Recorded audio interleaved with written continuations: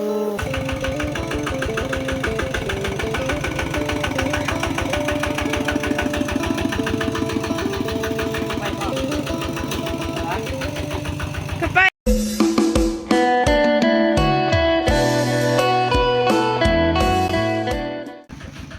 สวัสดีพี่น้องเนาะมื้อนี้บ่าวจันก็สิได้ไปซีเขาพี่น้องไว้เนาะกำลังเอารถไถเข้ามาพี่น้องชาวลาเพิ่นกันนี่ยัดเข่าพี่น้องเอ้ย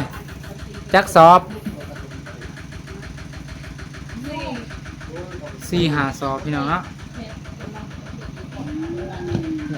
แต่ก็เรื่องกับทักทายสวัสดีพี่น้องเด้อผู้ใดเข้ามาแล้วก็อย่าลืมฝากติดตามนะพี่น้องเนาะแล้วก็เบิ่งโฆษณาให้ประจำเด้อตอนนี้ก็จะเอารถไถเข้ามาก่อนพี่น้องเอ้ยเนาะจะเอารถไถก่อน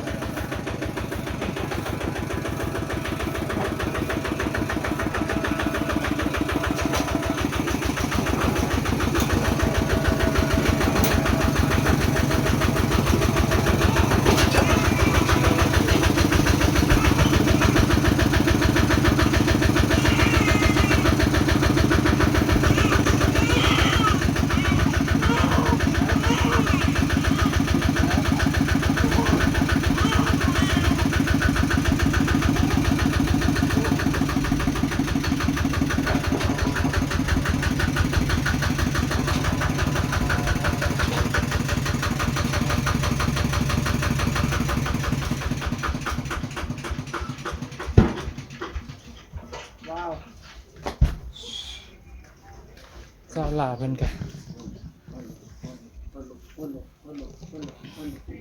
ยัดเข่าอยู่ประมาณ4-5 สอบเนี่ยทุกคนเพราะว่าตรงนี้ซีทีเดียวเลยเด้กันว่าซีทีละสอบ2 สอบมันก็หมดไวเราขี้ข้านซีหลายเทื่อเนี่ยเพิ่นก็เลยว่ายัดเข่าไว้หลายสอบบัดเดียวพี่น้องแบบนี้เลยหลายจากสอบละ2 4โอ้เข่าก็ยังตัวยังหลายเติบอยู่ได้นี่เนาะบ่จันเป็นคนแผ่เด้อพี่น้องเอ้ย แผ่นี่แฮะแข็งฝนหมดมือว่านี่ก็ใส่นัดคือเก่า เลือดแตก เลือดแตกเลย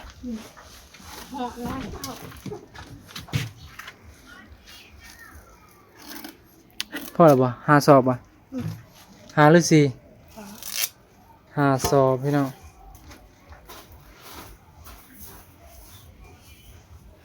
สีเขาแต่ก่อนแห้งหอยแห้งหาย แห้งหอยเลยส่วนก่อนแห้งหายสี เป็น10ก็มี8 6ก็มีล่ะมันเป็นหยังดอกเกินซื่อๆโอเคแล้ววะมาเดี๋ยวเฮาสิคนเองพี่น้อง คนไหนอยู่ ฮะ คนไทยคนซอยปะ ซำนี่จิบขันบ่เป็นหยัง เป็นคนซอยปะ ฮ้อนเนาะเขานี่โคตรฮ้อนเลย ประมาณนี้ตามเป็นคนซอยปะ อายะมา โอ้ไอ้บาจันสิคนเขาเด้อเป็นเห็ดโอ้2เลยบ่คุณระวังขาดเด้อก็อันนั้นแหละเขาเฮียเบิดล่ะอู้ยคอยได้พูดเป็นเห็ด2 มือ2 กระสอบเลยได้เป็นเห็ดโอ้เบา เบา เบาเบา เสียงเฮ็ดบอกว่า เรือมันบดเต็มปันใดบ่ยัด อาสิเลยอาสิเฮียสิหาสอบซื้อตัว หาโซได้แล้ว โอ้รถอันนี้เนาะเม็ด ปวนร้านก็ให้แล้วทางผม ตัวนักตัวนี้ เตือนนะคอยนะเอาคนละเอาสอบหนึ่งก่อนปวน แสดงว่าสอบเขาตัวนั้นมันรีบว่า จะคือกันแล้ว เนื้อตัวนี้มันอัดแหนมเพราะว่าเป็นอัดแหนม ตัวนี้บ่แน่นี่เอาไว้เบื้องนี่ติตัวนี้นักบ่นี่เอาไว้เบื้องนี่เออโอ้เป็นจะได้ ไป เลยเขา เอาไปเลยป่ะ ออกไปเลยเลยจะไหนฝน มือถือพาย่างป่ะ ถือผ้าบัตร ถือพาบัตรกัน เดี๋ยวแป๊บนึงรัดประตูก่อน ไป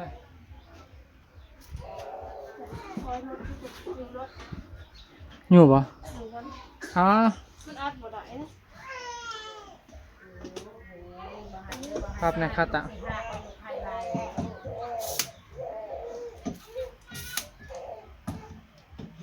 หาตังค์ไม่ซื้อ สีเขาปริหาสอบได้อยุ2 สอบครึ่ง ต้องสอบไป 2 สอบไปบ่ได้ครึ่งบ่ จักและยันเขามันดี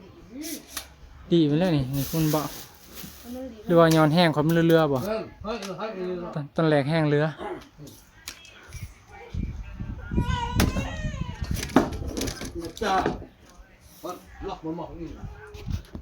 บ่แม่นมันหิวดอกมันอยากสอบ อยู่บ่ อืมไป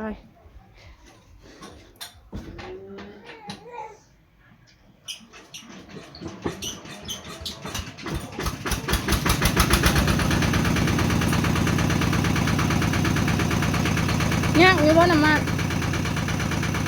ฮอดอยู่บ่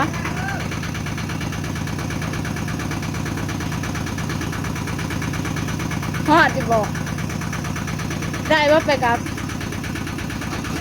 กระตอบแน่หมูถามน่ะ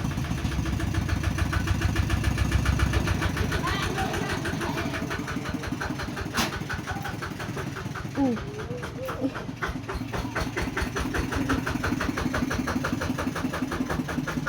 ฉันจะอัดประตูเหล่าเขา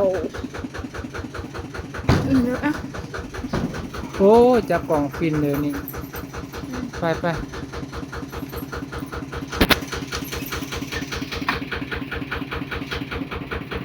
เดี๋ยวถึงแล้ว จะสร้างยังเอาเงินว้าอันนี้ก็ล่างมือนี่เช็คขนาดโอ้ตายว่านี่เกือบตายพี่น้องเอ้ย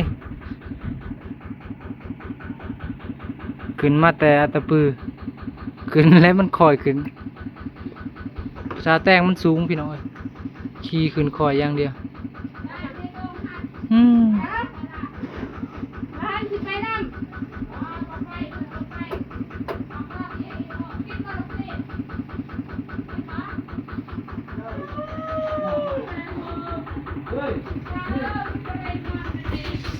ไปโอ้ผมมีเสือเนาะมีเสือแค่เนี้ย ไป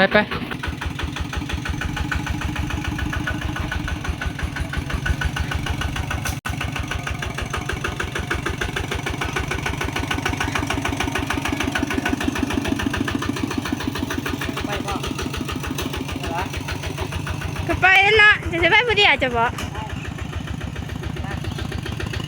โอ้รถไฟเบิ่งมันใกล้เกิดเหตุเลย ว่า เพิ่นเจอเพิ่น ใช่ คือมันสิหักมาเลย คือบ่เห็นฉันค่ะหนูจะเตือน มือเนาะ คุณนะ แค่กัน เอาไปทางกันละเนี่ย น่าจะกันนะ สบาย กินได้อยู่ไป ไป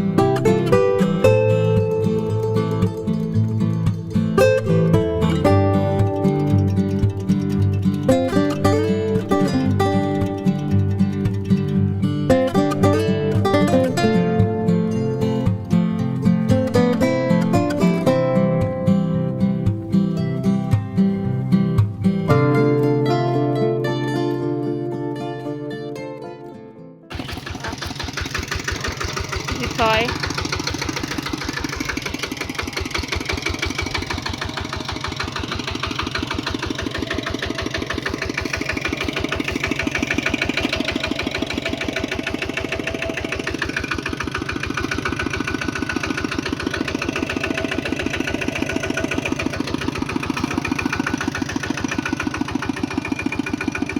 เขาลูกสีจ้า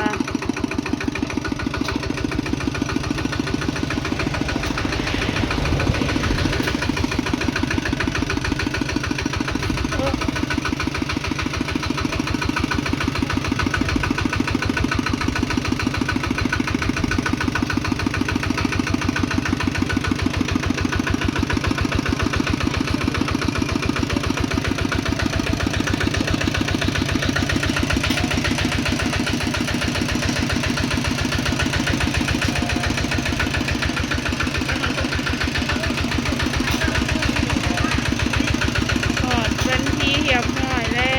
ว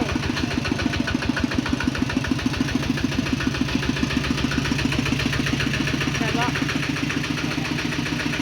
พอแล้ว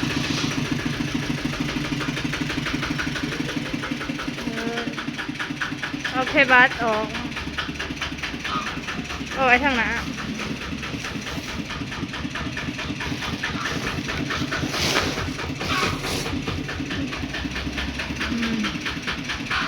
ซื้อไป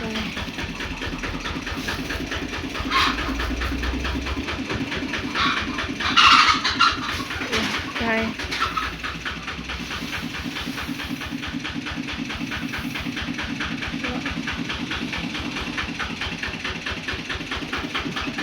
บริการเฮ็ดแล้ว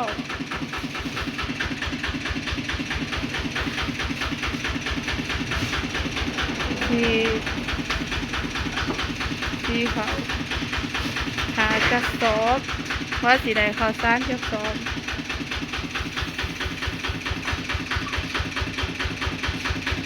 นู่น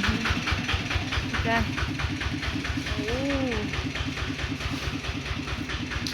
เป็นจะได้โอเคปะ ธรรมดา คุณไปจอดไว้บ้างคุณ จันเฮ็ดแล้ววันนี้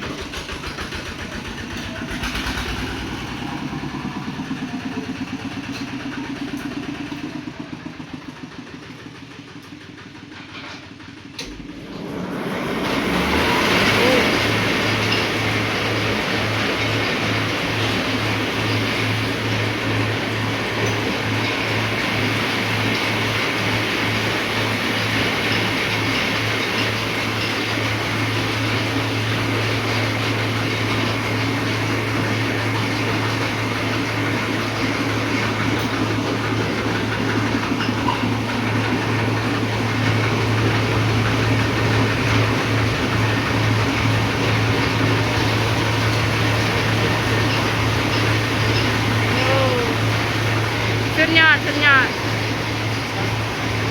นะพักผ่อน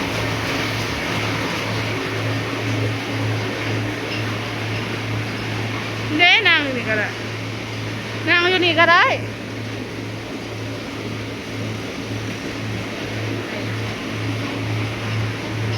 นั่งอยู่หันนะซื้อขนมซื้อกินน้ำ ว่าไปกินเขาเรื่องกินเขา ซื้อน้ำก็ซื้อน้ำ กินน้ำไป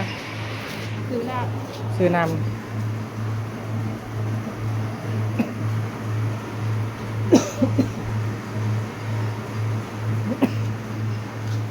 โอ้ยบอกจันไอเลยอยู่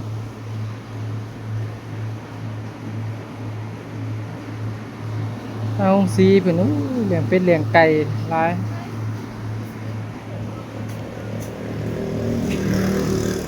น้ำตู้อะไร 10,000เอาไหม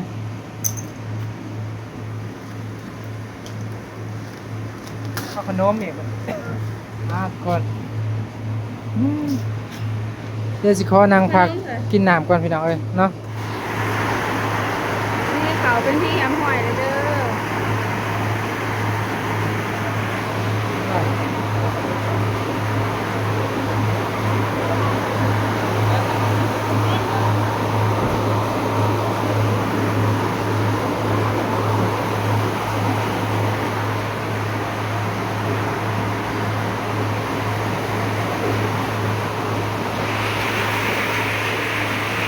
มาไปเบิ่งบ่าวจัดติดรถ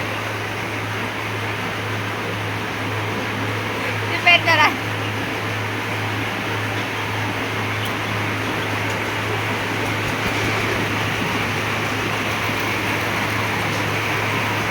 แล้วขึ้นรถกันไป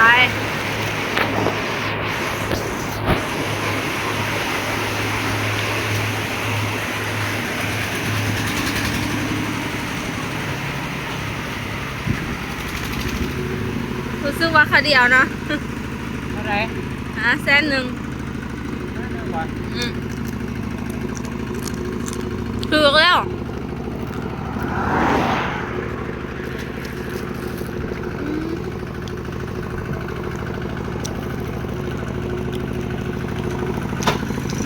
ไปกันเลยครับ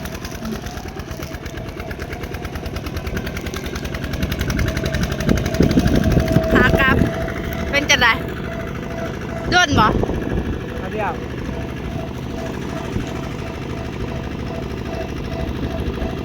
น้ำนี้โบด้นเนาะ อะ เอาเดียวไหน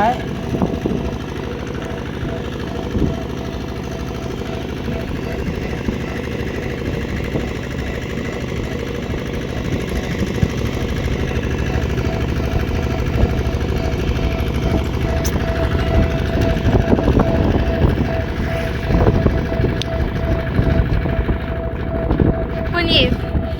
ฝ่าแบบบกคืมแน่เนาะป้อนขนมก่อน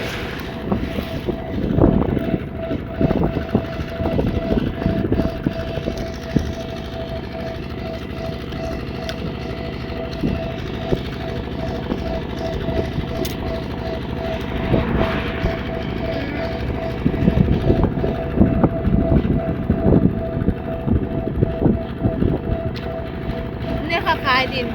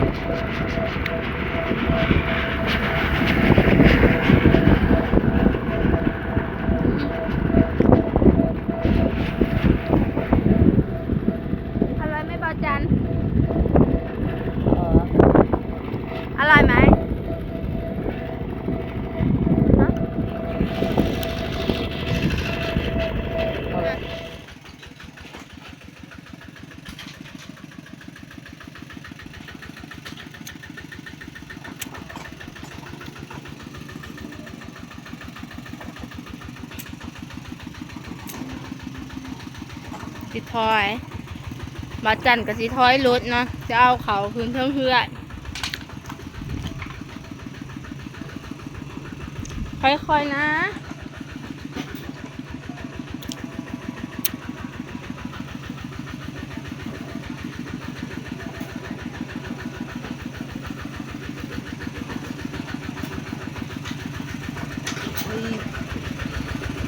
นี่ขืนเทิงเลยนะ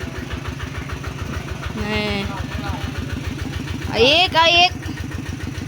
อยอีกโอเคนี่ละ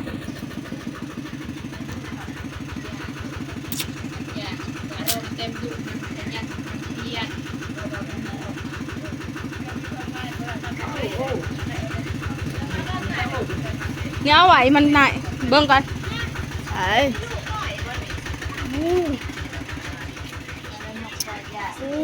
บาจัน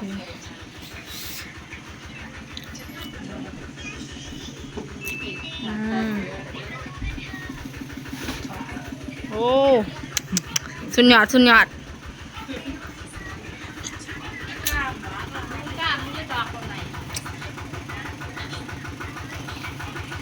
ยังสอ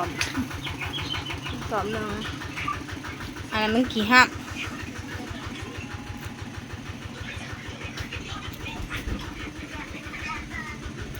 โอ้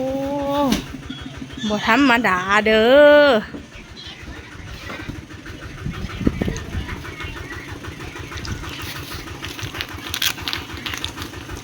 มาสิจับป่าหนักบ่จัก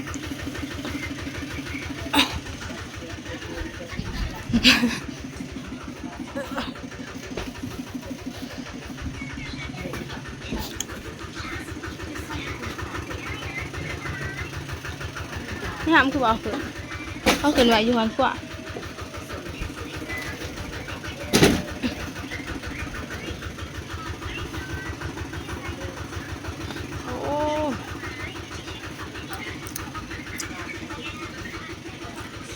เบาจัน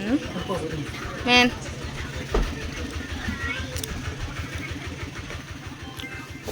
เลยเมื่อยบ่เสร็จสิ้นพี่น้อยนะ เสร็จสิ้นภารกิจวะสำหรับคลิปนี้กะจบคลิปวะสำหรับคลิปนี้กะสิขอตัวลาไปก่อนเด้อทุกคนขอบใจทุกคนที่เข้ามาเบิ่งคลิปบาจันทพรแบงเบาเด้อสำหรับคลิปนี้ก็สิขอตัวลาไปก่อนขอบใจเด้อ